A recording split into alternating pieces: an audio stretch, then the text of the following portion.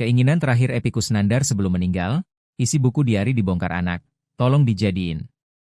Dunia hiburan tanah air kembali kehilangan salah satu sosok terbaiknya.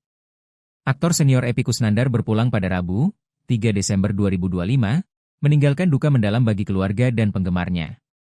Kesedihan itu juga sangat dirasakan oleh putra keduanya, Damar Rizal Marzuki, yang selama ini mengikuti jejak sang ayah sebagai aktor.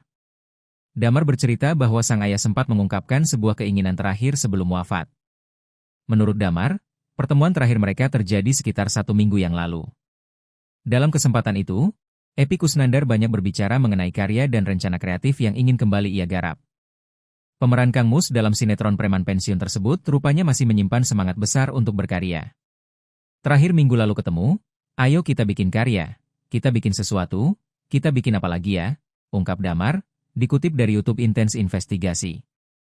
Damar juga menuturkan bahwa belakangan ini sang ayah rajin menulis catatan harian. Dari kebiasaan tersebut, muncul keinginan Epy untuk membukukannya. Rencana terakhir karena sering nulis nyatat-nyatat diari, pengen bikin buku, tolong jadiin buku, yaitu sempat ada ucapan gitu, ujar Damar, menirukan pesan ayahnya. Tak hanya itu, dalam pertemuan terakhir mereka, Epy sempat menanyakan kabar Damar serta menitipkan salam untuk rekan-rekan dan para dosen di Institut Kesenian Jakarta, IKJ, tempat Damar menimba ilmu. Selebihnya nanya-nanya kabar aja, apa kegiatannya sekarang, salam buat dosen-dosen teater. Pokoknya apa yang pernah dia lakuin selama hidupnya selalu dicurahkan ke saya buat disampaikan ke yang lain juga, ucap pria yang juga berprofesi sebagai dosen di IKJ itu. Kabar duka ini pertama kali diungkap oleh istri Epy Kusnandar, Karina Ranau.